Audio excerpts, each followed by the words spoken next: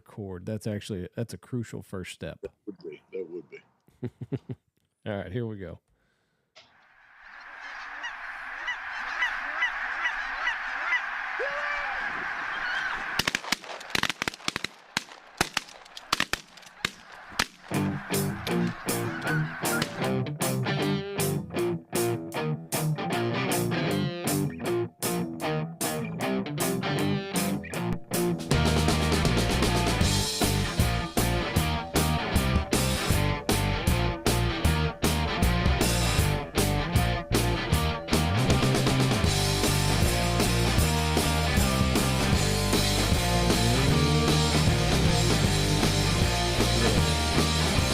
Here we go. 3, 2, 1. Boom, and welcome to the Big Honker Podcast, brought to you by Mossberg. I'm Jeff Stanfield with the world-famous Andy Shaver. You still look like you're on island time. Dude, I'm telling you right now. What are you wearing? I'm wearing a shirt. It's a Columbia shirt. It's 40 degrees outside. You're wearing shorts and a Hawaiian shirt. You know what? I just got back from the tropics. I'm going back to the tropics in a couple weeks. I got me a little tan going. I'm happy as hell. You look like Rudolph. I don't care. My nose is red, some bitch, boy. I got sunburn like a mother. Woo. Told Michelle, I said, I look like an alcoholic walking around here. Yeah. I don't believe in sunscreen. Evidently not. I'm Italian, so we get dark. Hey, listen, we kind of evolved with the sun from early man, and now all of a sudden there are a lot of skin cancer cases. So well, maybe there's something. Maybe they're putting something in the sunscreen. I'm gonna tell you right now, I have lived a great life. A great life. If God decides to take me, then He's gonna take me, and I'm gonna do whatever I can to prevent that as long as I can. But I've had a good life, and I'm also not wearing sunscreen. I don't like that greasy shit, so I ain't wearing it. Our guest today from the East Coast. I'm with you. Probably no sunscreen either, Jeff Coates?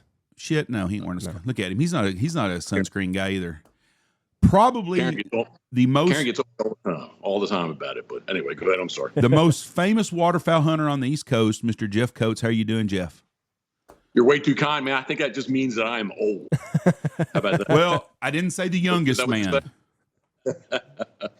I'm doing very, very good, very well. Thanks for having me on. I appreciate it. We're excited to have you back on. So we did a little digging, and it's been a while since you've been on here. So it truly has. Episode 35 is what you said, and we are what, 670? Something like that. Yeah, we've put a few down there. Now, are the building you're in right now, is that the new headquarters for Pitboss? Pitboss Road headquarters, which is really our house, but yes. That is, you got a lot of square footage in there, it looks like. Yeah, they're 18-foot ceilings right in here where we're at. This is 52 by 104, and then it's barn dominium. And then the living space is 50 by 40 or 40 by 50, however you'd like to say it. And then we got 10-foot ceilings in there, and then there's a second level there that's got 9-foot ceilings up above us. The attic trusses, there's some big pitches on the roofs here, so we're trying to maximize our space. I have followed you on Instagram on all the building and the construction, guys. And the thing that impressed me the most was the guys were doing work in the wintertime. And I always thought nobody did any construction work in the north in the wintertime. These guys are nonstop. I was very impressed, and it's been a project that kind of stepped on myself a little bit. This whole Pitboss Road headquarters thing, the county knew. Evidently, they followed along very well, too. They knew what we were doing before. It's a double-edged sword, how about? But anyway, the whole Pitboss Road headquarters, the zoning girls asked the builder, Chris Wilhelm, whole building outfitters, she says, this Pitboss Road headquarters, are there going to be like 20 vehicles there every day? And he just laughed. He said, no, that's just Jeff. That's Jeff. It is going to be his road headquarters, but at the same time, it's their house. So the county, they hit you up after seeing your stuff on Instagram. Isn't it amazing how the fucking government tries to tax us on everything and it just blows my mind. Tax is a good word. Tax is a good word to use 100%. Theft. Thievery. Theft, tax, yeah. Again, like it's kind of, I guess maybe I put too much out there possibly, or the cart before the horse possibly. I don't know. I'm the same kind of guy. I'm a cart before horse guy all the time too. We didn't do we always do a football pod around here, and we haven't the last 2 years because of all the Venmo bullshit. It's the taxing, they want to tax everything. Well, if guys want to send somebody $50 for a football square, and then whoever wins gets $5,000 sent back to them, they want to tax that shit. And it just, I'm so tired. I haven't even done one the last 2 years because I don't want to deal with all that bullshit. but it's the same crap all the freaking time. They just tax you to death. And now they're going to be going after all those ladies that sell 35-year-old pieces of furniture for $50 on a trading deal. They're going to want to tax that $50 again. They just it's a never ending thievery by our government all the time. So we can send money somewhere else just really pisses me off. Agreed. And now I saw that they're doing something with like waitresses or tips, basically. Oh, they want to tax the shit out of them people. I've not read what it is, but there's going to be something where you have to report tips, or you're supposed to. Have you ever seen a waitress or a waiter? Now, I'm going to probably make some people mad. I'm not trying to because I'm on your side. Have you ever seen a waitress or waiter that are members of exclusive country clubs, fly private jets, have a yacht? Hell no. Leave the people alone. They're just trying to make a living. Yeah. If you really wanted a good stimulus package, just, quit taxing us. That'd be a nice little bonus. Yeah, we got plenty of money. So have you seen any of these spaceships or any of this shit going on in the air? You're out in the ocean a lot of dark skies in the mornings. Have you ever seen anything weird like this shit that's going on right now? Not like that. No, just south of us, Ocean City is Wallops Island in Virginia. They do shoot off a lot of rockets down there. So it is pretty cool to see them when you do see them early morning. And offshore fishing, I've seen a couple things that in the past that were very odd, but recently, no. That's some crazy stuff going on. Okay, my question. I don't know shit about sea duck hunting. Me and Andy are coming east this year, going to film a series, and we're not really getting. I don't want to put the cart before the horse. Before the horse moment. Don't want to do the cart before the horse all the way. But anyways, I'm going to try to schedule something with you sometime this winter. Here's the cart before the horse. But my question is proverbial. Does winter affect the sea ducks, the weather, as much as it does the puddle ducks and diver ducks? In my experience, no. I would tell you it does not. It does influence, can we get out on the ocean 100%? Wind makes waves kind of thing. But the peak migration here on the Atlantic Flyway for Scoter specifically is like the last week of October, first week of November. And it could be 80 degrees, and you're going to see thousands of Scoter flying south. So it's really not. Scoter, not so much. The eider, old squall, those birds are a little more weather driven, but Scoter, no. They fly on the calendar. What about full moon? Does it affect the divers like it does the ocean ducks like it does the regular ducks too? To me, it does. Where we're hunting them, the Delaware Bay the mouth is to the north of us about 45 miles. The mouth of the Chesapeake Bay in Virginia is about 120 to the south. If you guys come and I take you, there are no birds sitting. We're actually, if you want to call it running traffic, there's birds trading back and forth early season. I do call it that they're migrating, mid-season on. They're just kind of traveling back and forth. But I do believe the moon does affect their flight like that. Yes. Now, how has the season been this year? Did you have I've seen a lot of people have been out with you in your boat. Was it a success of a year this year?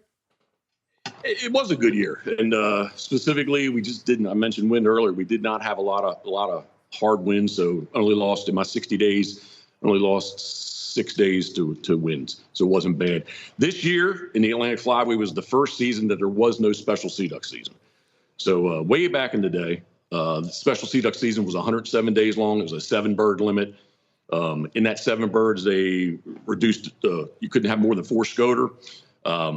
The 7 years ago, they reduced the special sea duck season from 107 days down to 60 days.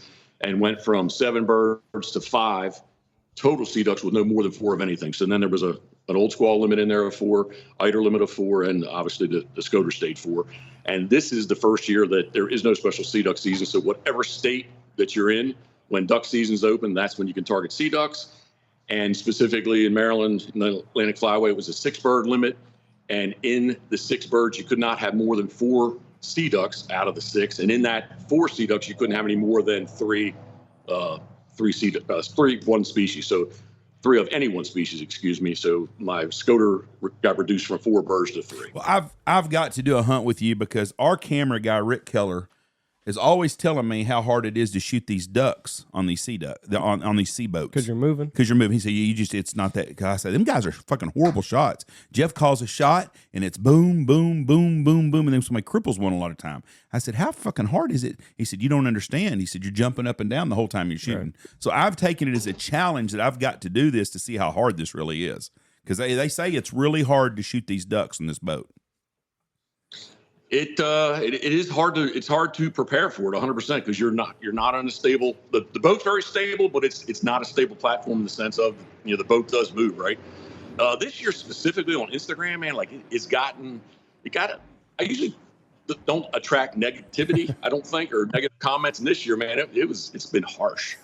There's been a lot of people that evidently think it's super easy to shoot sea ducks in a moving boat. So I wonder if it's because the camera's relatively still, so they're not getting like. I mean, and you gotta factor in like a lot of these guys, especially like me. Anytime I shoot, it's a solid position, so there's not even a little bit of sway.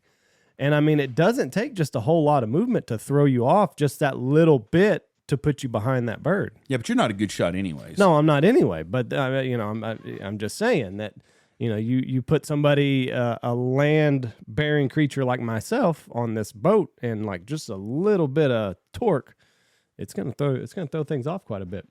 People are nasty on the internet now. I don't know. We've gotten through COVID and like I thought we'd be all kumbaya, but we have reverted back to just being douches. I think people are just first of all, nobody's worried about getting an ass whooping anymore. Back a long time ago, you had to tell somebody something negative to their face and you get a chance you got to get a tooth knocked loose. Nowadays, it's real simple to sit in the basement and talk shit on a computer. Yeah. And so I think that's got a lot to do with it. And I just can't imagine sitting at home all day just to rip somebody on their videos. I notice people that can't shoot on your video some, but I ain't going to sit on a computer and say, hey, unless you're Tom Knapp, I don't need to be talking shit about anybody about their shooting because I'm not a great shot either. But I just can't imagine having that much time to just go talk shit about somebody.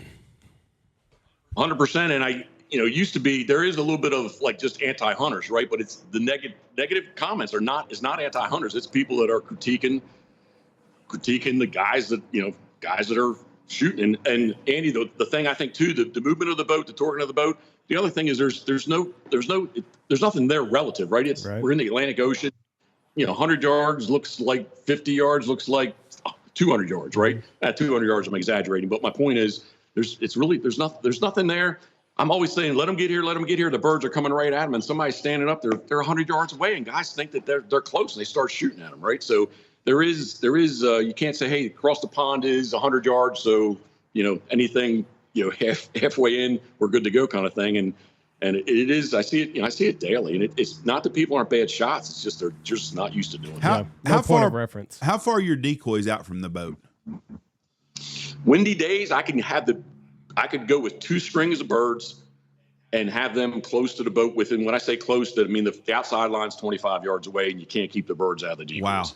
Wow. On flat no wind days, the birds, the decoys aren't moving, the boat is sitting still, and we're just sitting there in a boat, 32 foot boat there, right? I mean, it's not small. And on windy days, it is a little harder. The shots can be rangy, as I like to say. Rangy. But rangy. Generally, typically, I would think that the shots are inside 35 yards. That's doable. That's cool. I can do that. What weird ducks you shoot this year? Anything? Tell us some stories about some puddle ducks, because you told me one time y'all shoot some widgeon out there sometimes. Yeah, we saw a lot of wood ducks this year. Basically, if you think of, and I do believe this, that birds kind of travel a straight line. Obviously, New Jersey, Long Island, New York, the rest of the East Coast is north of us, but it's also to the east of us. So, like, if you took a map or chart, and draw a line from Long Island to North Carolina, that straight line is way off our coast. So you see all kinds of birds. And back in the 107 days when we'd be out there mid-October on, there was a tremendous amount of teal that would fly with common scoter. They're different body size. Evidently, they're kind of wing speed kind of synced up, and we saw a lot of teal. Like green wings? Green wings, yes. Heading south. Those little bastards are fun. They are. That's a fun duck to shoot. Probably the funnest duck to shoot. Yeah. Now, what you said you only lost 6 days for wind this year? Is that like unheard of? Like most of the time, what would you say is pretty typical for you to lose to wind? Well, specifically to compare it to last year, we had a lot of storms that were coming up the coast. Maybe wanted to be like those late season hurricanes, a lot of south wind. Our coast is really northeast to southwest, has a little bit of curve to it. So anything that's blowing in, it doesn't take much wind for it to be rough. And last year, like I said, we just had a lot of those late season storms that were trying to be hurricanes coming up the coast that we did lose a lot of days last year. I kind of jinxed myself. October, November, those splits that we had, it was perfect. I didn't lose a day. And then once we got into specifically January, it kind of started to catch up a little bit with us. Yeah.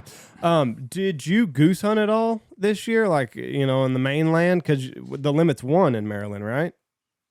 30-day season, 1 bird. Yeah, no, I do. In Maryland, I do not goose hunt. Not your jam?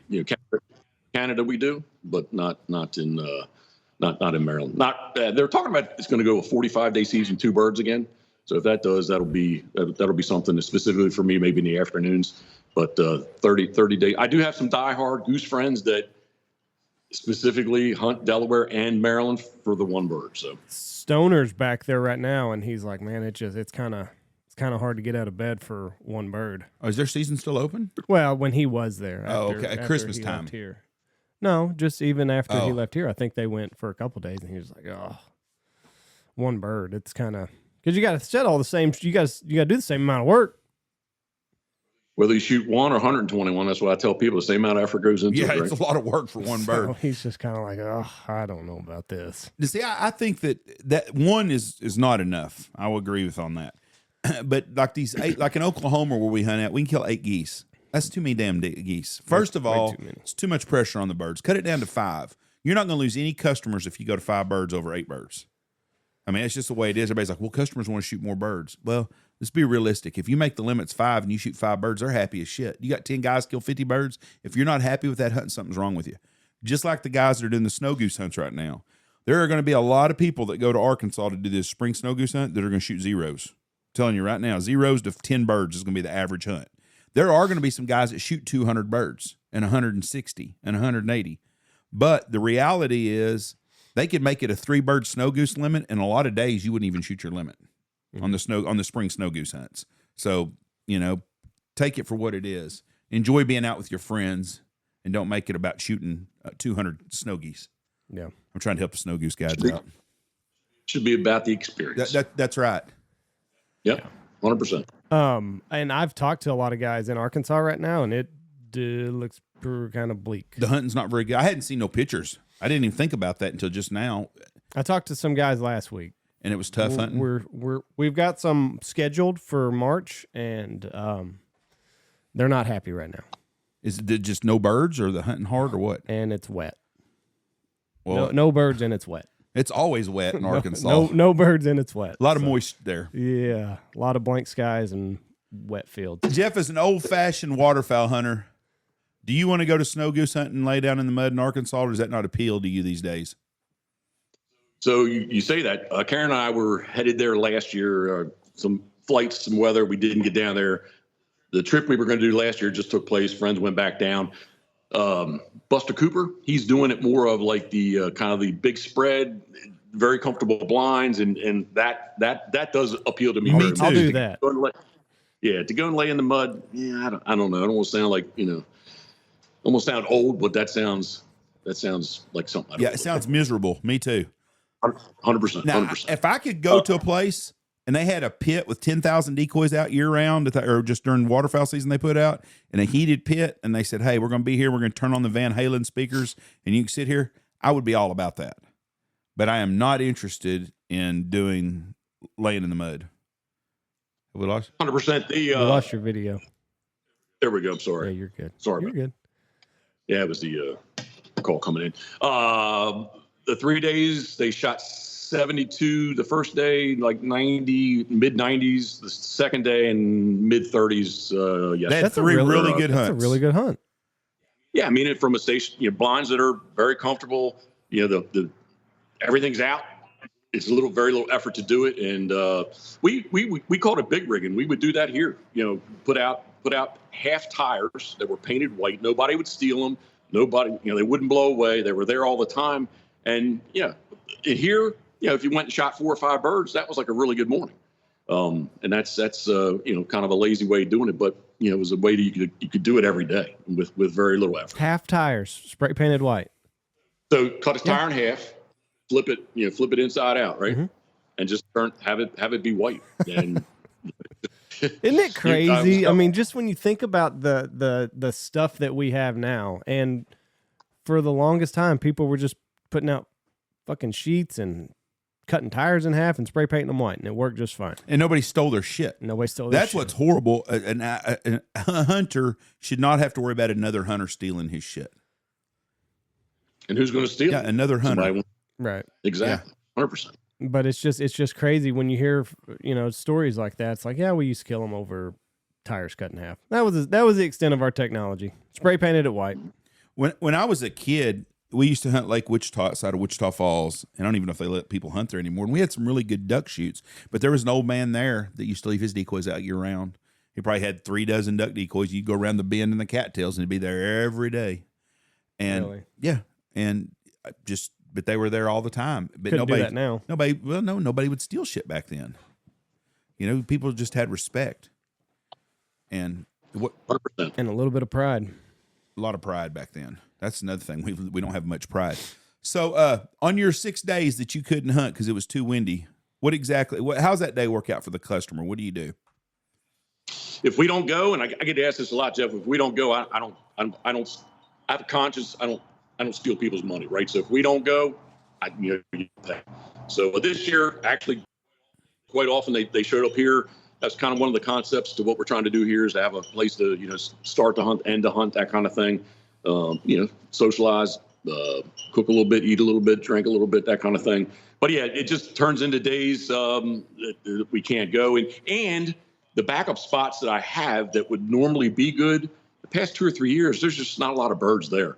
And again, like my conscience, I kind of feel like I'm charging a premium price, and I'd rather not take your money than you say, what did we just go do that I just paid for, kind of thing, right? I had a fellow call me the other day. He called it a goat roping. So he was here local with somebody else, and he's like, man, the stuff, it's like robbery, just taking somebody's money for nothing. I had a hunt this year that I tried to cancel, and I told the guy, I said, it's not going to be any good. I said, the hunting's tough right now. And I said, we have birds, but they all got PhDs. And he goes, oh, we want to hunt. So we hunted, and it was not a very good hunt. And he goes, you mean you're going to charge me full price? Yeah, I tried to cancel your damn hunt with you. I didn't want you here. But, I told you that because the hunting was tough. And then, the day after he left, we had a great shoot again. I mean, it was just crazy. But I said, but I tried to do that. But I'm going to charge you full price because we went and hunted.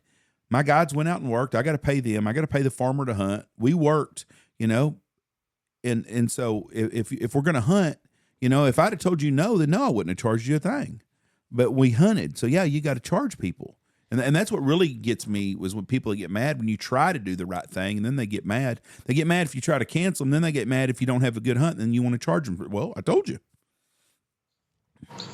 And it does hurt hard, man. I do this. I'm doing this to make money, right? This is not – I enjoy doing it, but at the same time, not to make it about money. Yes. It's about money.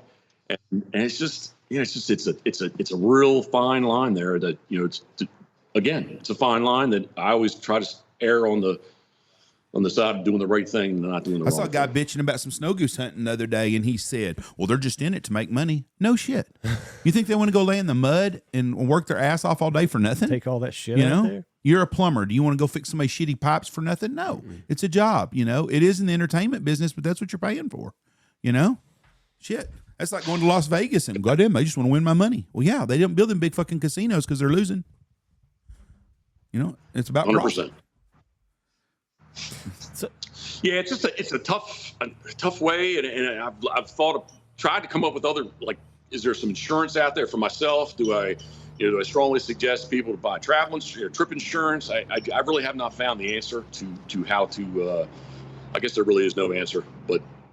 To try to make it a little easier. Just, and like you've got the right attitude, and, you try to do things the right way, and, you're upfront with people, and, all you can do is what you can do. So tell me about your beer, because I've got to have a little bit of it. I've got to have a couple cans. Yes, sir.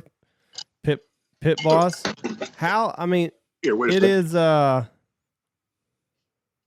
It is a very, very good beer. Thank you. If for nothing else, the can looks really cool. Right? Yeah.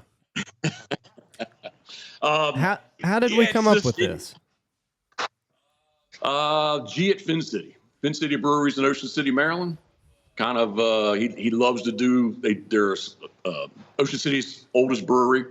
They're a very small brewery, and they like to do things with kind of at a local flair, more fishing than hunting. And we've been talking the past couple of years. Like, man, like we need to do like some kind of a duck hunting, not to drink while we duck hunt, but a duck hunting beer, right? And so he first came at me and he's like, man, I was thinking like your logo on like, plaid, flannel, come up with some cool. And I was like, man, I think like I sent him a couple of gray, old school gray shades. I was like, I think that would be really, really cool. And that was what they came up with. But just a fun little collaboration. I make $0 on it. So it's just, feather in my cap kind of thing, but it is cool.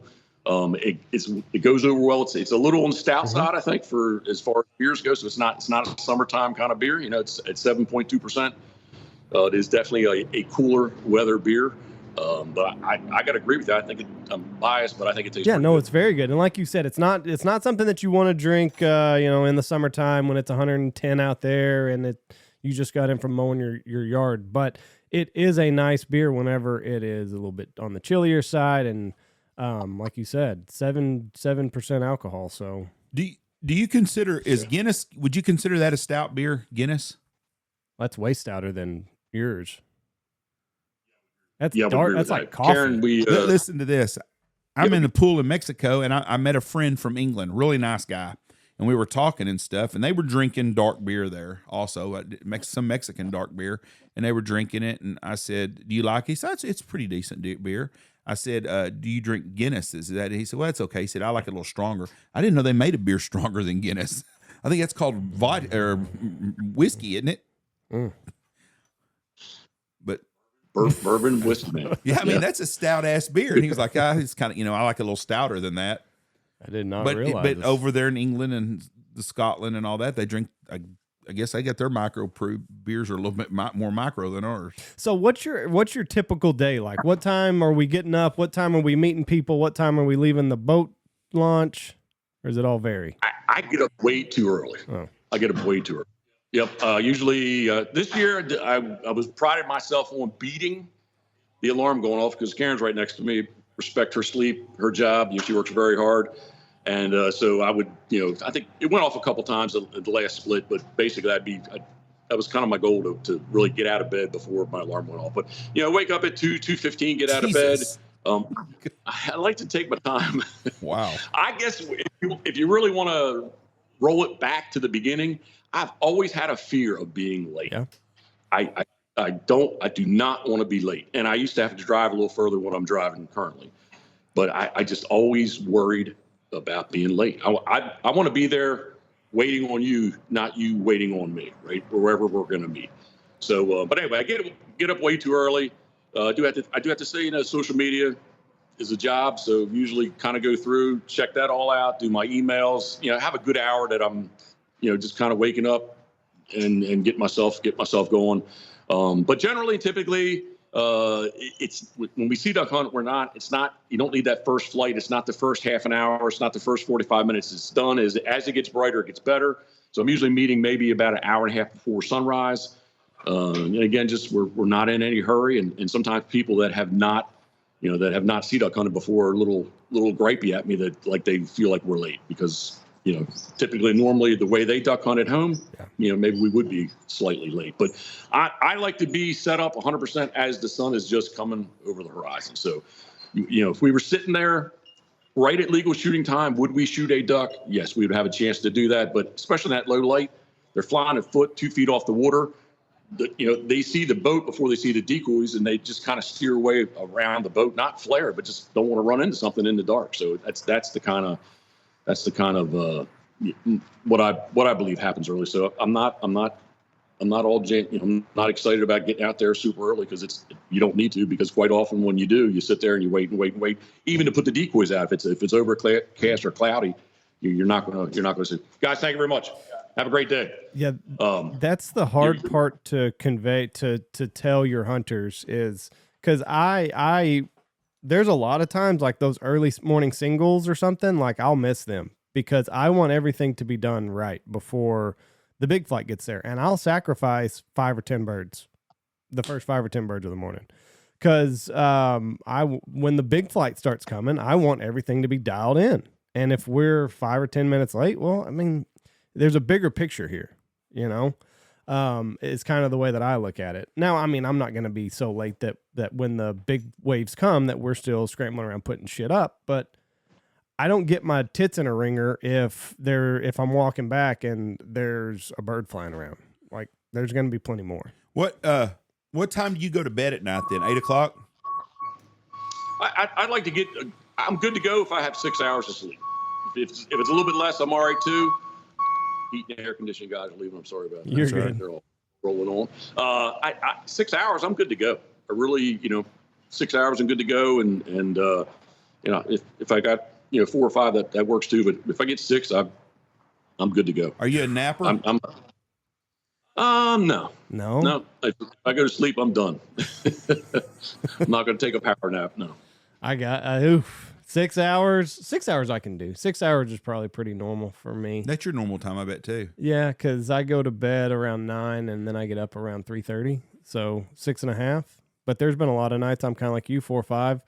But you don't take naps very often either. I probably about half the time, because a lot of times we're doing podcasts and stuff during my nap time. So there's 3 days a week that I'm probably getting a nap in. In Oklahoma, I used to get to take a nap. I'd get up when the guys get up, but I wouldn't have to get out of bed till 30 minutes before sunrise, where they were already out doing stuff. But I would get to take a nap. At home here, a lot of times I'm at the field right at first light, but I don't ever take a nap during hunting season. I took a nap in Mexico the other day. It was freaking great. That's the first nap I'd had in 4 months or 5. But man, I'm telling you right now, napping is the way of the guide's life. If you can get an hour nap, but I can't nap for 15 minutes. If I'm laying down and closing my eyes, I want to sleep for a couple hours. See, I'm the opposite. I don't want to sleep for a couple hours. Like, if I can get an hour, I'm good, but I can also function if I can just close my eyes for 15 minutes. Oh, I can't. That makes me tired as hell. That ruins my day. We hunt till 11 if we need to. Mm-hmm. And so that gets me back, maybe to house, depending on, again, when we pick up how fast things move. But, get home, want to clean everything up, put a lot of fresh water through the duck boat. And I always find it like that 1 o'clock, 2 o'clock, there's that little window that, like, if I can power through that, yeah, I'm good. But that would be that 1 o'clock, 2 o'clock is where if I was going to take a nap, I would. But once I get through it, I'm good to go. That's where mine is too. And that's usually, if I'm going to have a nap, that's usually where it is. It's about 1:30, because we have lunch out here. Lunch is at noon. That usually runs 45 minutes. So I'm back home at 1, take a shower. So it's 1:30, 2 o'clock, and then sleep until 3:15. Most of the time I got to pick up my kid from school, and then we scout at 4. So do you kind of that little sweet spot. But you're right though. If you can just power through that and get to your afternoon, you're golden. And then let me tell you what, you're going to sleep like a fucking champ that night. What do you have to scout, or do you never scout? For the ocean ducks, no. If you want to call it scouting, Karen and I, we'd like to take the dogs to the beach. So the inlet parking lot's right there, and there's the days leading up to the season starting.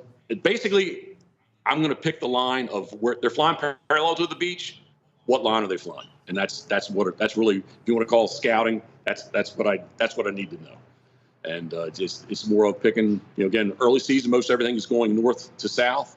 Mid-season, you get a good 50-50 mix going both ways. Late in January, you see more from the south going north, it seems. But for ocean ducks, no, I'm not. There's not much scouting involved. Well, then it would be. You'd have to get your boat out, and it'd be a whole production to even scout these things, wouldn't it?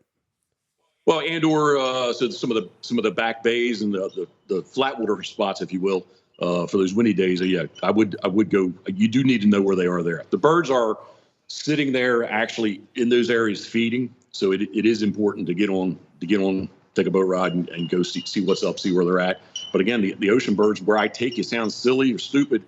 There are no birds sitting there. There's nothing there. And again, like, I've had people kind of give me the eye of like, well, where are the ducks? Kind of thing. We take a boat ride and nothing jumped. There's nothing around us. It's like, hey, it just takes them a while. It'll turn on here. And it usually does. It's rare. How about this? It's rare that they don't fly. Do you? How many times a year do you hear a guy say, "I wish I'd have brought my fishing pole out here with me"? Sometimes, like on the bay, especially guys that are doing the old work boats, the cast and blast, where they're going to go. We call them rockfish, but striped bass is a big thing in the bay, and they'll shoot some ducks and go fishing at the same time. But yeah, you hear that occasionally, but generally, typically, it's really the guys that are coming most recently. Number one seem to be that they follow along very close with what I do. And number two, it's a bucket list kind of hunt. They're not. We were talking about volume before. Would they want to shoot their limit? Sure, but it's more of seem to be very specific in the birds that they want to either to get something mounted or to check it off their list that they've shot. Now, do you get many bands whenever you're out there, or are they kind of hit or miss? Since 1994, 7 scopes. 7. Yeah, it's just they're hard to catch. I would imagine. Hard to catch. You get north of us, the eider are very, in Maine, are very easy to catch. So there's a high concentration of eider that are banded. But scoter are very few and far between. How many of the ducks, like I was in where was that? We were at Newport, Rhode Island in October, and there was a bunch of sea ducks there. But I've also been to Salem, Massachusetts, and we stayed at Marblehead, and I saw some ducks in the ocean then in the summertime. Do some of those ducks stay year-round? So what I'm told is, specifically if they were eider, there's more. The further north you get, there are, again, specifically like the Maine population that are hatched in Maine. Actually, that would be like the birds that fly south that we'd see here, or the Rhode Island, Long Island, Rhode Island, Massachusetts birds. That you do see them. I've heard stories out south of us here that they're summertime, June and July, that there have been rafts of scoter that were here. I've not witnessed it. But the last couple seasons, I got to say, honestly, just waterfowl in general, we've been a little bit on the lighter side. Like the right now, if we went to the inlet, you might see a handful of ducks where you should see 300, 400, 500 ducks kind of hanging out on both of the jetties, and we just don't see it like we used to.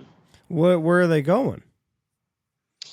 I just don't think that they're either not coming as far south, much like, I'm going to go off. You got to reel me back in because I'll go off on a tangent here. Fine. But you're talking about canceling trips. I basically have canceled any brant, Atlantic brant, little saltwater goose. I didn't shoot one this year, and I canceled all my trips at the end just because there were no brant. I believe that they are staying north of us, like on Long Island. The pictures and videos that I see there, current during the season, is like how we used to have brant here. And for whatever reason, whether it's weather driven, where we don't really have winters, or we have not had, harsh winters.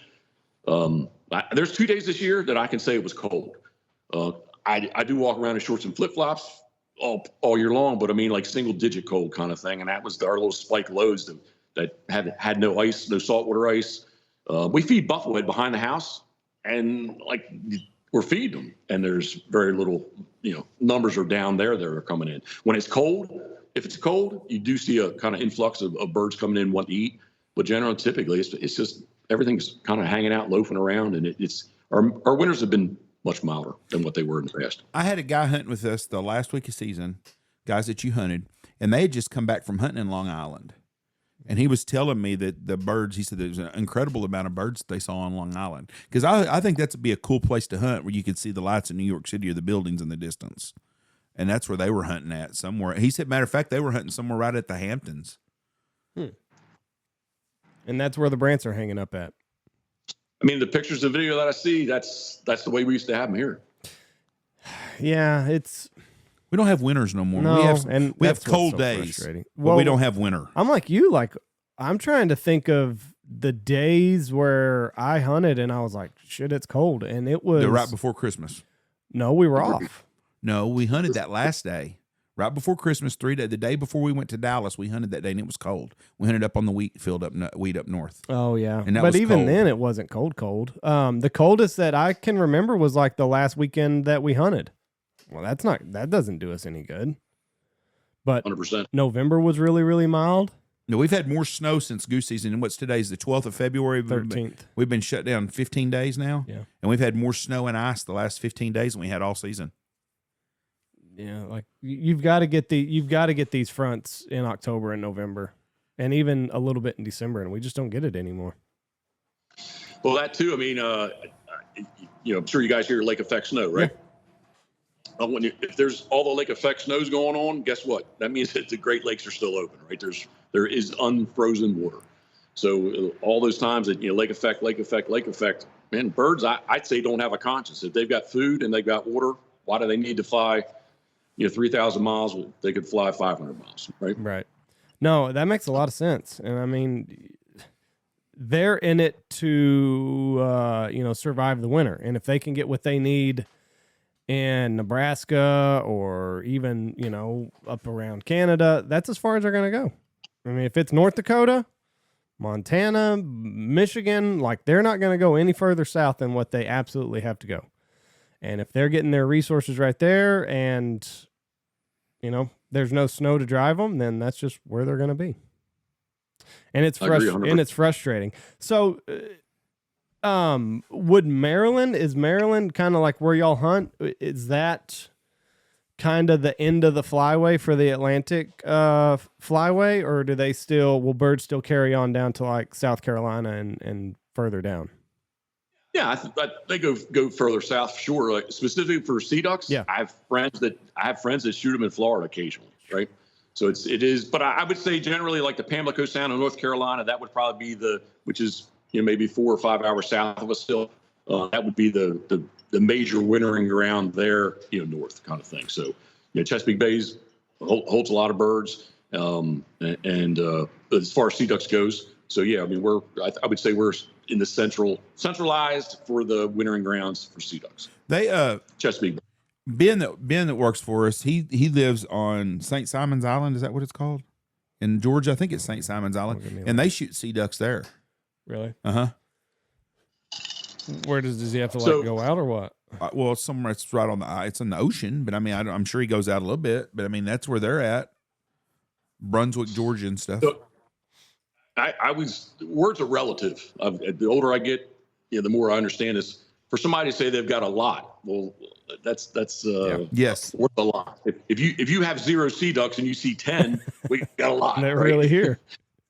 Yeah, I mean it's that kind of thing too, where like you got to kind of take it with a grain of salt. It's like, oh, I saw a lot of snoogies sitting in the field, or I saw a lot of this or that. Well, like if somebody does not see them often, and they see 50 snow geese, that was a lot of snow geese in that field. Where somebody's really hunts them, targeting them, like that's nothing. That's Ben and them. Right?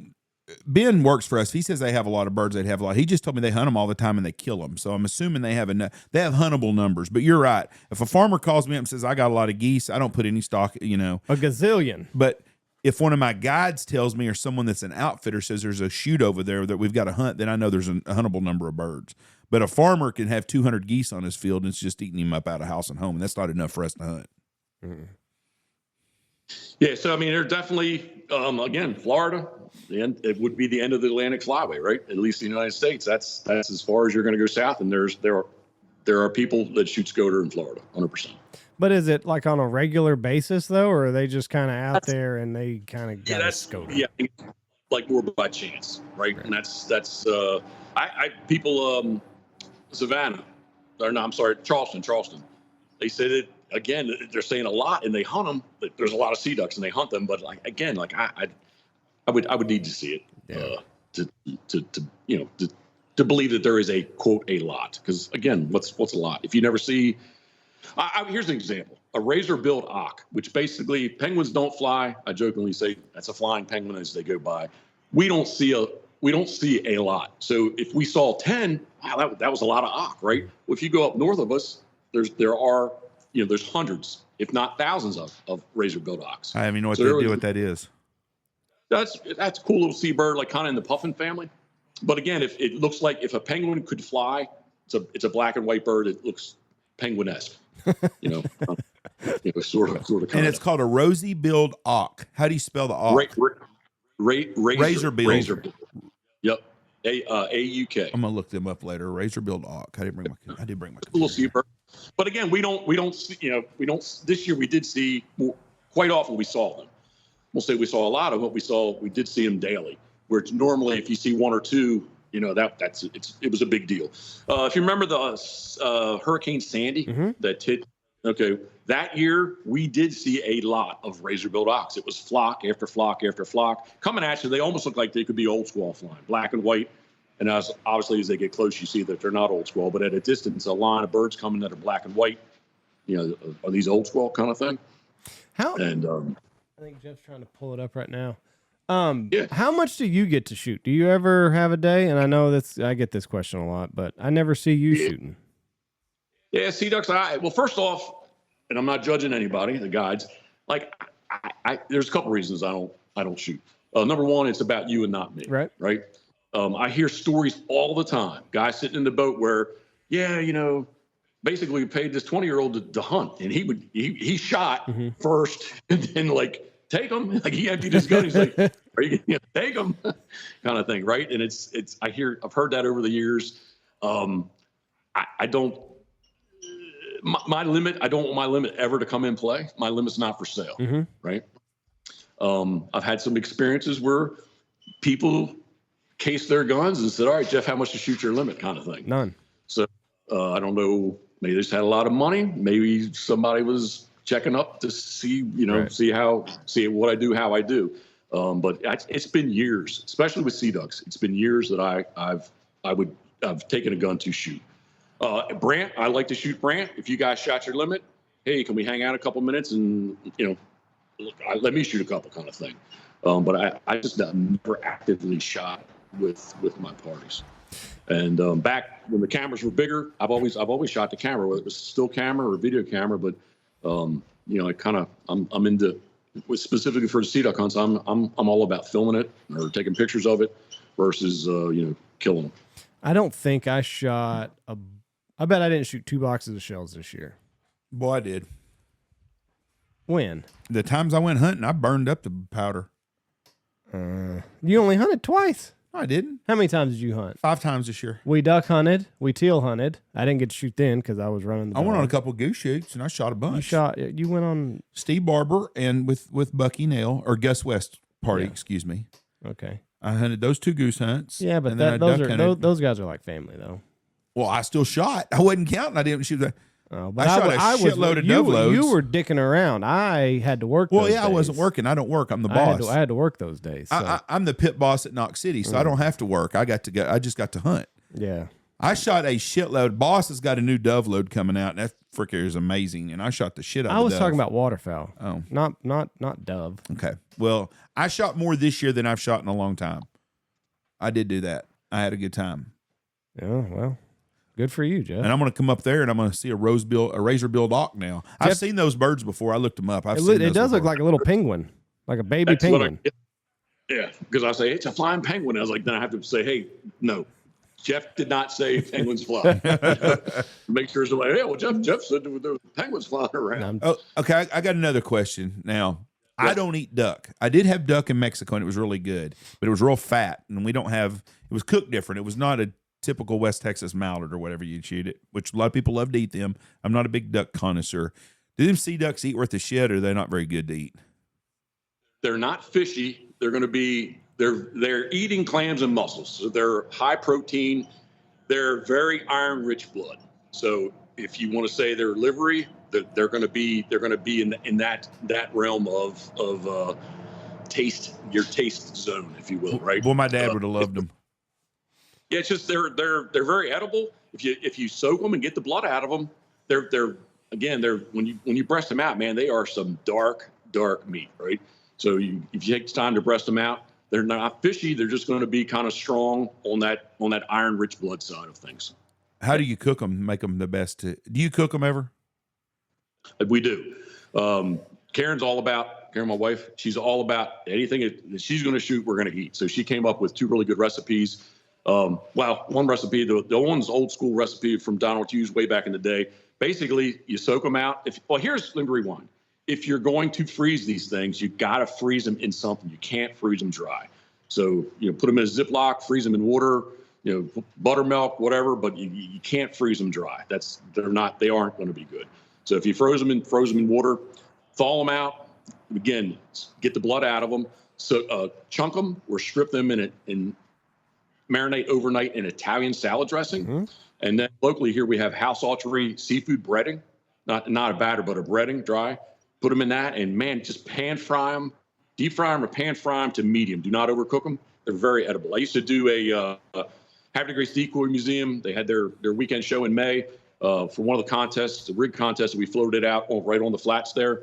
We kind of do a little tailgate. Everybody brings something, and one year I brought Scoter, which I was told you couldn't eat Scoter, and they're gobbling these things up. All right, Jeff, what is this? I'm like, that's surf Scoter, man. Like, there's no way it is surf Scoter. It is. But I think the rewind, the big thing is if you're not going to eat them fresh, if you freeze them, you got to freeze them in some liquid. Do not freeze them dry. Now, what was this breading? And you can only get it in Maryland, you said? No, I think it's more of an East Coast house poultry. Okay. I was going to see House if I could alt- find it maybe down here, Yeah. but if it's an East Coast thing. Amazon, you can find it. I'm Okay. sure. Yeah, Amazon has everything. 100%. And you just do that and then Italian dressing and then put a little bit of breading. And that's the thing that most people do. And they overcook their duck and goose. And I don't know why. Like any recipe that I've ever read about duck or goose says medium rare. But how much fat is in that meat? Yeah, exactly. None. Zero. Zip. Like, and if you cook this past medium, it's going to be like shoe leather. But people, I don't know what it is that if there's a little bit of pink in the middle, that this wild animal, they're like, I can't eat that.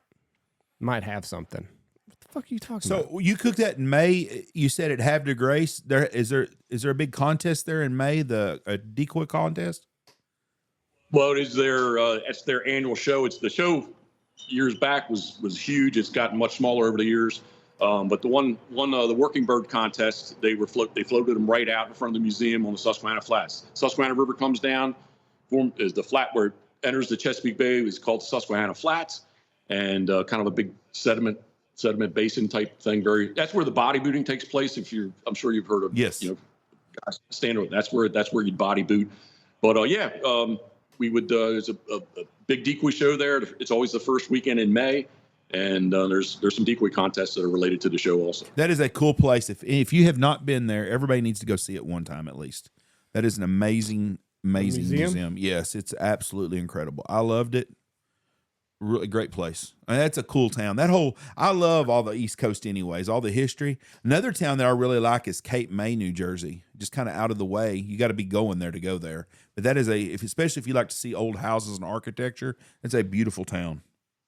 Probably the prettiest town I've been. Victorian. Oh yeah, I put it up there. I put it above Charleston, South Carolina, and New Orleans with old. That's how much I thought of that town. That's really neat to see that Norman Rockwell type of homes everywhere. Agreed. That whole South Jersey shoreline is very. I mean, some of it's developed. Yes, Wildwood, Ocean City, that type of thing. Obviously, Atlantic City too. But there's some small little towns in there. We used to go to one just north of Cape May called Sea Isle City. Had a boardwalk that was like only 3 blocks long. It wasn't really a thing there, but there's a whole Avalon's there, Stone Harbor, I think it is. There's a bunch of different really little towns in that Cape May County, the South Jersey shore there. I think so many people they think of like Jersey. I always thought of New York City, New Jersey, of Trenton and all that shit. And when you go to New Jersey and you actually get out, and it's called the Garden State. Well, when you get outside of New York City, you understand why it's a beautiful place. It's like the Eastern Shore of Maryland. Just a beautiful, beautiful area of our country that a lot of people have not seen. You need to get out and see more of this stuff, Andy. I understand. I do. You do. You work too much. You got me in a hole. Did you go to the World Calling Contest every year? What was the turnout like that? Tell you what, post-COVID, it's been really good. Has it? It's been really good. Yes, it's been. It's just the past 2 years. It's been very, very busy. I basically go there. Molly's Sporting Goods puts up their own tent. They sponsor a lot of things there, and so I'm kind of there to with Molly's. But the pavilion, the Sportsman's Pavilion, was kind of an open air midway between the high schools where the calling contest takes place. So kind of between the high school and the Elks Lodge is where the Sportsman's Pavilion is. And again, it's just kind of open air event. In the past 2 years, man, it's just been, especially on Saturdays, it's been, again, words are relative, but it's been very, very busy, very full. That's really good because I was, when you look at Jeff's dog's barking in there, when you look at calling contests as a whole, like everything's just kind of fizzling out. So that's good that everybody has started going to this thing again, because you'd hate for that to go away. I mean, my goodness, you're talking about just this history-rich calling contest, and we need more people to go to these things and support these things. Otherwise, there could be a time where they don't exist anymore. 100%. I do believe the amount of callers definitely is I think it's on the short list of how many are really there. List, shorter. You know what I'm trying to say? There's fewer callers. How about that? But the show itself is still it's actually grown, I believe, in the past 2 years. Definitely. That's good. So what are we gonna do now? Spring is right around the corner. What's on the Pitboss agenda for until hunting season gets here? We're looking at it. Pretty much. This has been a project I've had a lot of fun with it. Karen's had a lot of fun with it. I did kind of step on myself there a little bit, kind of like I said earlier. So it's been a little bit on the slower side of things. But yeah, I just trying to get this done. I need to get it done. There's a lot of debt involved with this. So we need to try to, fix some of that. But hopefully part of what this is, I've always wanted a place to keep the duck boat indoors. So that's number one. But number two, this should hopefully help me become more, I can't say with a straight face because Karen's on me all the time about being organized and get clutter out of my life, but hopefully helps me become more productive carving decoys. There's a 20-foot white enclosed car trailer sitting next to me. The current living situation, I could not have it. We're right on the water. The community, there's no, the shed would be 200 square feet. If I could have a shed there's really no place to carve at our current location. I used to carve, my shop was at my mom's, so that worked out very well. She's since sold that. She lives with us, so I lost my carving shop, and so this is going to become carve. I'm long-winded to say I'm going to become dedicated much. What am I trying to say? I'm going to carve more decoys. There you go. We're going all in on the carving of the decoys. Yeah. 100%. Somebody bought some decoys from you just the other day. That's a friend of mine because he sent me a message. Maybe Lucas. Did Lucas Bellinger buy some decoys from you? Yes. He sent me a picture. I think I was in Mexico. He sent me a picture of it. Lucas did. Now, can people order decoys from you, or are we not there just yet? No. Let's do it. If anybody wants any decoys, please. I always try to make a couple extra anyway, so I've always got some singles. But 1 dozen Scoter turned into 2 dozen Scoter. I just got a deposit on those. So in the past, I have not been as active or interested to get deposits, because as soon as you get a deposit, then there is a timeline there that I need to get these things done. So I'm much more of a Andy say, hey, Jeff, I want you to make me these. Well, let me make them first, and then we'll settle up after the fact versus, me take a deposit and try to be a little more, sort of want to use. It's not serious, because I am serious about carving, but kind of falls back to the organization.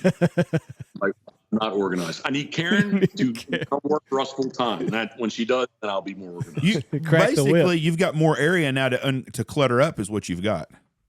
That's what she's worried about. She is. But Chris the builder, he comes in all the time. He's like, dude, he says, you do have a lot of stuff. He says, you really do. I said, well, Chris, I still got the 2-car garage at home's full. I still have the storage units that are full. He said, why do you, I said to myself the other day, why do I have all these decoys? I actually did say that. And I just shook my head. There's boxes up in the back. You can't see because the boat's in the way. I have boxes of wooden decoys that are in plastic bags that I know I haven't touched in 15, 18 years. Why do I have that? Right. So I just they're for sale. If anybody wants them. Give them your number or how you want them to get a hold of you. My number, 410. My phone, I tell people, my phone is always on, text or talk. So 410-937-4034. And or if you Google my name, and I'll probably be the first thing that pops up. This is like if Ron Stanfield was a carver. Yeah, Dad would have been just like this, have stuff everywhere. But I'm like that to a certain extent because I feel bad because the house that we live in, it does not have a whole lot of closet space, and I somehow have 2.5 closets of just shit. But I get a lot of hoodies, and I'm like, oh, I could wear that one day, and I've got hunting clothes. I got a hunting closet. I got a regular closet. My poor wife has like half of a closet, and she's got more shit than I do. But Karen's from Australia. She could leave tomorrow. Like she'd be wouldn't she'd be good. Her suitcase, she'd be happy to go. I would not be. Like, I need my shit. I need it. That's an American thing. I guess. I don't know. It is. I mean, I'm telling you right now, Americans are so used to excess of everything we have that people from other places don't grow up with all that, so they have just a little bit of stuff. Would you like a tour? Yeah, absolutely. Sure maybe I shouldn't do this. No, absolutely. Karen will be coming. So, like, I just have shit. I have way too much, man. But like why? I don't know. But decoys, we have plenty of decoys. If anybody's interested. Oh, those are beautiful. Those are beautiful. There's some old Atlantic. Donald Hughes mounted those for me maybe 18 years ago. Why should I throw those away? You shouldn't. No, I'm not, and I'm not going to. Yeah. But up, I don't know if you can see how far you can see up there. Yeah. But that's where the decoys are in boxes that they were just wrapped. And I mean, I just have way too much shit. You're going to get a lot of people reach out to you about buying decoys now. Oh, that's nice. So, there is some organization there. Yeah, you're organized. You just got a lot of shit. I'm trying to be, but I just have a lot of shit. So. Now tell me about those brants that were down there. Those were stuffers that you would take out. How big of a pain in the ass were those to baby? Well, Donald Hughes is my mentor. If I can say this, Jeff and Andy, if I did not meet Donald Hughes, you guys would not know who I am. Really? 100%.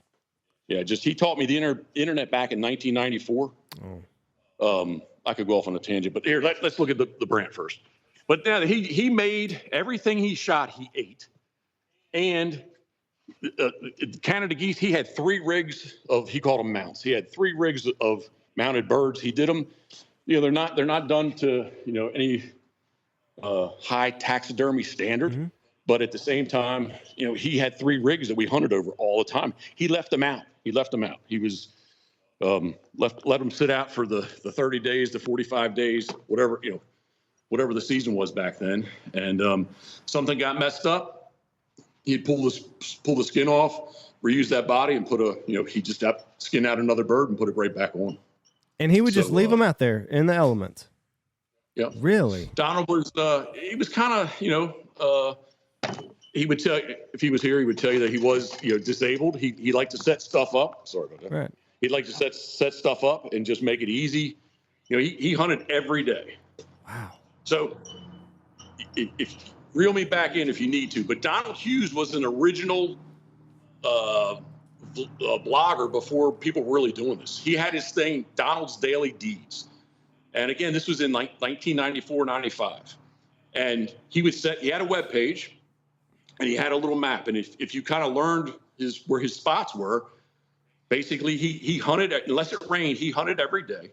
And he would write about what he did, what he saw. He would say, hey, I'm at Hard Scrabble, with Jeff and Bill DeGeorge or, whomever. And he had it online or if you wanted to sign up to his email list, he emailed you this every day, what he did. And he's the man that taught me the internet back in the day. As I like to say, fast film development back then was 2 days. Mm-hmm. It wasn't digital cameras, right? So after you got the film developed, you needed to scan it. I didn't know what a scanner was. He told me how to scan it. So now you got this picture scanned. What do? It's a file, right? Well, now you need to upload it to a server somewhere. What's that? Well, that's so that when the internet pulls it down, that it's out there floating around, right?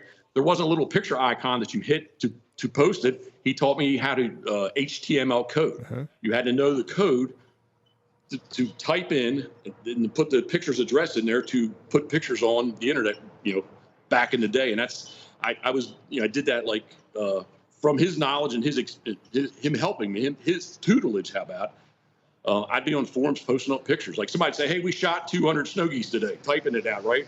Wow, we shot 5 and here's a picture of it, kind of thing, right? So I was a bit heavy into pictures way back in the day. And again, it's from Donald Hughes. He taught me, he said he was full of useless knowledge that, man, I loved his knowledge. So you had to know how to code to post a picture on the internet back in the day? Back in the day. Oh, shit. Yep. HTML code, like brackets and IMG underscore something, and then the actual HTTP address to the picture, and you had to put ending on it. And there's what it was, Hoosier Jim's, Jim Burnham's duck line back in the day, and then that kind of spun off to the refuge forums. And again, like now they have the little icon that you'd hit it, but back then they didn't, they weren't, maybe the coding, the forums weren't able to do that, right? Except if you knew how to write HTML code, you could post pictures. Now, who taught him, or was he just kind of self-taught, just learning it on his own? Kind of self-taught. When I met him, he, man of simple means. You walked in and saw his computer, his tower was off of it, was all exposed because it ran hot, and it's just Ron Stanfield. Yeah. This would have been again like in the mid 90s or so. Donald was in his 60s, I guess. It's crazy. And he passed away in 2000. It's crazy people like that. My dad was the first person I knew that had email. Right. And if you didn't know my dad, you'd never thought he would be an email person, but he was the first one to have an email. Here, give him my email address. Who the fuck's going to email you? I don't even know I don't have an email. I don't even know what one is. Right. Yeah. Give him your website. I don't have a website, Dad. I don't even know what that is. And so this guy's the same way. But they're way ahead of their time on some of that stuff. That's crazy. Them stuffers, he leaves them out or the whole season, because everyone I know that hunts over stuffers brings them in because they don't want them to get wet. They baby them. That's why I was asking how big of a pain in the ass was it to baby those stuffers, but not at all. Well, I think too, if you're spending good money I would agree. If you pay somebody to mount these birds for you, you've got a lot of money invested in them. So I can understand that, right? But like Donald he would just, again, whatever we shot, skinned it out. And, if he didn't mount them then, he froze them. And when the season was over in the spring, he started mounting birds up again, right? But it was his own. I guess it would be like me with decoys. I really don't, my decoys get shot, whatever, we can fix them or whatever. But if you're buying them, you have maybe a little more, you have more of a conscience of how you're going to treat them. Right? Think birds got decoy shot of stuffers? No, well, that was my next question. Do birds get decoy shy over stuffers? Not to my opinion. So they always will. They'll do it if you're hunting. If you're hunting the X, obviously. Yeah, a couple times we do A-frame blinds that were just right out in the middle of fields, and we would kind of play around with So we talked about the snow goose tires, right? We had tires that were just black. You didn't do anything to them. Cut them in half, flip them, and we would kind of play around with putting some tires off, some silhouettes off, and some mounts over here. And typically the birds wanted to go to if they had the choice of those, they would go to the mounts. Or you'd walk out, again, they're left out, right? So I got it in the morning, my sea ducks, and I would hang out, wait for the afternoon flight kind of thing, that last hour or so. And if you went out there, and a lot of times you walked out and there's birds asleep in the decoys. Really? They're just hunkered down. You would think that you could use a dozen, I don't care where you hunt at, small geese, little geese, whatever. You'd think that a dozen stuffers or mounters or whatever you want to call them would work perfect, because every big flock of birds starts out with a dozen birds, or the first dozen land, and they pull in everything else. So that should work perfect. Get a dozen stuffers out here then. They're a pain in the ass to deal with. Pain in the ass. We got more. We got tons of space here. We'll put them up. We'll take care of them. No, I'm talking about you guys dealing with them. If it's just 12, it ain't that bad. Take 2 guides. We'll figure it out. I've got a dozen different geese that are mounted around here. We just take them out. Just take them out. Yeah, just take our mounters. I got a couple of brants even. They're full body. They won't know. They won't know. They're going to want to land. They don't give a shit if it's a brant or we've shot brants out here before. Yep. So before I get off here with you, you go to Prince Edward Island every year, right? In October. We do. And we do, yes. And that's your fun, just your time, right? Yeah. The one year, how did we get there? It is the only place on the East Coast that I know that you can consistently go and kill Barrow's goldeneye. So my first trip was back in December of 2011. Yeah, 2011. That was my first trip up. And they kind of like laughed at me. I went with a good friend of mine, Jeff Wood. But everybody else is concerned about black ducks, mallard, and specifically geese. Black ducks, in their 6-bird limit, you can shoot 6 black ducks there. Mm-hmm. There's a lot of black duck. But, I'm going to go shoot a Barrow's goldeneye. And everybody kind of laughed at me like, why are you going to go shoot a goldeneye? The guys that were there. But spin it forward, the year I hosted Migration Nation TV there for a little while. We did do that was a trip we filmed. Karen went up with me and just had a great time. We weren't there, more than a week, and she's like, "Man, I'd love to come back here and do this again, like just to come up and like go on vacation kind of thing." And that's what it's turned into. So, do we hunt? Yes, we do, but it's not about hunting. It's just about going and having fun. How far is that from you? 17.5-hour drive. You were there last year when I was in upstate New York because I was seeing your stuff on Instagram. Y'all were there at the same time, like late mid-October? Yes. Yep. And that's just kind of your vacation before the craziness starts. Yeah. Well, it's this year, actually, because of the way the new season is, we would go before sea duck started, but now we have a week in October duck season, 2 weeks in November, mid-December to the end of January is our regular duck season. So this year we went in kind of in that first break. I'd hunted a week and went up, and then we came back and started hunting again. It's hard to believe you can drive 17 hours north of you and not be in Greenland. Shit. That's a long-ass drive. God almighty. It's a journey. We just kind of bite the bullet, and going up, we're excited about doing it, right? So it's easy to get there in one drive. Coming home, it's a little more challenging, just because we're not as excited about coming home. So. Where do you cross the border at there? St. Andrew. So basically go to Bangor and head east, and it's right there. Calais is the town, but there's 2 crossings there, and St. Stephen is the crossing we go across. One of my bucket list trips is to go to Maine. I was hoping we was going to do it this summer, but Andy and Jesse nixed this idea. We were going to rent a house up on the northern part of Maine this summer, and then I wanted one day to drive all the way to St. John's and to the Bay of Fundy just to see it. So I would love to do that trip. How did I shoot this in the foot? Your wife said it's too far a drive from the airport to the house to stay for a week. How far is it? It was like, I think from Portland, Maine, it was about a 4-hour drive. Oh, yeah, that's way too far. See, the thing is, I've got a 4-year-old and an 8-year-old. We don't want to fly all day and then have another 4-hour car ride. That's pretty difficult with children. So anyways, they took my bucket list away from me for this summer. You and Mom go next year. Jeff, we probably will. The Bay of Fundy is a must-see, Jeff. Yeah, I'm going to do that. And it's in the next couple of years. And it may be, this fall we're going to Michigan. It'd be the fall after that when we do that trip. But I want to go, or I may just do it in the summer without the boys, without the kids and grandkids. But I do want to see the Bay of Fundy. The homes there look beautiful. They're all painted. It just looks like a pretty place. It's been, I think they shut it down last year or the year before. They used to have a special February eider season, and two Februarys I went up. The Bay of Fundy, the spot that we gunned, the tide was 35 feet, Dude. And that's 6 feet in an hour. Like you actually saw, like you're sitting there on rocks and the water is rising while you're sitting there. It's that much of a change. And that's every day, right? Yep. Yeah. Yep. Every day. Jeez. There's some place up there that has a 50 foot every day. The sea goes up and down 50 feet. Bitch.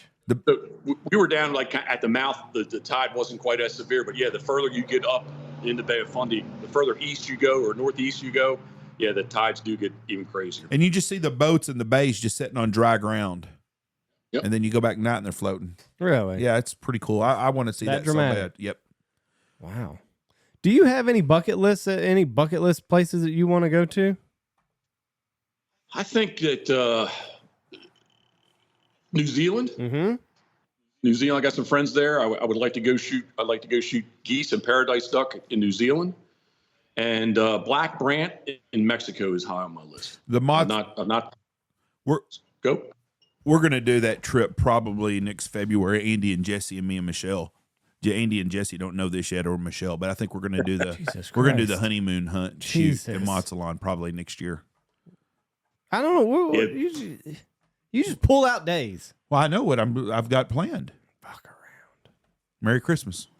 No, that's not going to be my. I'm not wasting that on Christmas. To go to Mazatlan to shoot that Jeff. would be awesome. Jeff, you're wanting to go too much. You're going to hurt yourself. You're already sunburned. You only live once, right, Jeff? 100%. I do want to go to 100%. New Zealand, though. Yep. I always tell people I want to be here next week, but there's no guarantee I'm going to be here next week. So Have fun that let's week. do it now. That's right. That's exactly right. Let's do it. Let's do it now. Have you ever seen an armored car at a funeral home with the guy's money in it? No. You ain't taking that shit with you. It's not about money. It's about I've got 2 little children that keep me very busy. You could not have done a lot of these trips whenever you had 3 boys in the house. That's right. But I don't now. But you're dragging me along with you. If Ron would have came to me and said, Jeff, I want you and Michelle to go to Mexico with me and I'm paying for everything, I'd been like, hell yeah. We'll find a place for the grandkids. They got another set of grandparents. I told Julie, my in-law, I told her at the game Saturday at Reese's baseball game, I said, or basketball, I said, listen, we got a lot of shit we're going to be doing this summer. Me and Andy are traveling for work, and Jesse's going to go, so you're going to be babysitting a lot this summer. So she's been told already. Well, Jeff, dragging me along. It has been a wonderful podcast, my friend, and I look forward to seeing you this fall. If I don't run into you somewhere between now and then, Cart before the horse. You have a cool deal. I wish people would reach out to you, buy some of these decoys, make Karen happy, and help him clean up his Take barn. them off of Jeff's hands. Yes. We need help. It's an intervention. You're saving Jeff Coates. Karen says it's genetic, and my mom's a hoarder, and it comes genetic. There's probably a lot of truth to that. But you got good stuff to hoard. You know what? You got a lot of cool shit to you hoard. do have a lot of cool shit. And some young guy around you is like, well, I know Jeff kicks the buckets. I'm going to buy that shit for cheap. So get rid of all that stuff. It's not like you're saving up pop cans or anything Yes. like that in the corners. I mean, you got a lot of cool shit that you're saving. So I get your hesitation on letting some of these things go. But I'm like, I think that's just a waterfowler's thing. Like you always see this thing, and you're like, I bet I could use that one day. You never do, but you think you can. I could use it probably. Absolutely. Yeah, 100%. We got shit down in the barn right now. I look at it now and I'm like, we should probably throw that away. But then I'm like, but you never know. There might be this day that I'm going to wish that I had it. So we hang on to it for no reason at all. So I'm with you. But anyway, it has been a pleasure talking to you, my friend. Have a great spring and summer, and we will get through these dog days one way or another, I guess. September 1st will be right around the corner. It is. Thank God. I'm ready for it already. It's not far away. So 15 days done, and I'm ready for it to start again. I appreciate you guys having me on. sir. Thank you very much. yes, sir. we- Absolutely. If there's anything we can do for you in the future, just let us know. All right. Thank you. Same with me. Thank you, sir. Jeff. You have a great day. Bye, bud. Same to y'all. Interesting man. Jeff Coates. That little town, that Havre de Grace where he's at is so cool. I mean, I'm telling you, it's a whole different. There's regions in our country that have waterfowl deals, like the Southern Louisiana, all the duck clubs are down there, the duck camps they call it, and then you go to the places on the Mississippi and the Missouri River where they have the duck clubs. But that area up there is so historic with their waterfowl hunting. Yeah. Everybody needs to go see the Havre de Grace Museum. Yep. I've got a couple of Jeff's decoys here at the lodge. Y'all need to contact him about getting some decoys. He'll make you a deal. Make you some cool deal. Make you a deal. And the brand I've got of his right now, you can see bullet holes in it. Really? And I love it. Yeah. It's got somebody's been shot. That's what I want. I'm just looking at the Job. Bird's got a lot of history. The Job. We got a lot of, for this rinky-dink little podcast we started, we got a lot of cool shit. We sent do. to us. Got a Job trophy from Trevor Shanahan. Love him. I'd like to know how he did. I should have asked Jeff how Shanahan shot on the boat. Oh, did Shanahan hunt with him? He did, yeah. Well, I wish we'd I asked think he that. went when Dirty Duck was up there. Oh, we didn't even talk about that. I forgot all about that too. Damn it. I was going to ask him about that Oh, too. fuck, Jeff. You I'll see screwed them it all boys. up. I'll see them guys in Nashville this week. Because, So- Shanahan, he's this big shooter. Yep. Big time So- shooter. I got to imagine he did pretty well. I'm sure. I will. Laid the hammer down. He won't be at Turkey, will he? Probably not. I'll talk to Jay and Buck and ask them. See how it went. Yep. Anyways, y'all come I'm out to going to need to Turkey. bring extra shells if we do this. Y'all come out to Turkey and see us this year. A lot of our sponsors are there. Come by and see every Shin, one of them. Pacific, Boss, Gundog, Dirty Duck said they'll be there, correct? Yes, Dirty Duck's right next to Boss. I will be working in the Boss booth, so come buy some shells from me. Dirty Duck's there. Pacific's gonna be there. I talked to Nathan from Hunt Proof. They're gonna be walking around. They'll be there also. They don't have a booth, but they will be there. So, anyways, come by and see us. Talk to you later. Thank y'all for listening to us. God bless you, and have a great week. Bye. Go check out our sponsors, and listen, if you're in the Nashville area, go to Turkey Fest. Sounds like it's going to be a great time. Wish I could go. Check out Lucky Duck, the Looking Glass Podcast, the Hunt Proof app, Alpha Outdoor Specialties, Bangtail Whiskey, Stanfield Hunting Outfitters, Dirty Duck Coffee, Ducks Unlimited, Double T British Kennels, Shin Gear Waders, not just a wader company, Gundog Outdoors, Pacific Calls, Dive Bomb Industries, Boss Shot Shells, and Mossberg.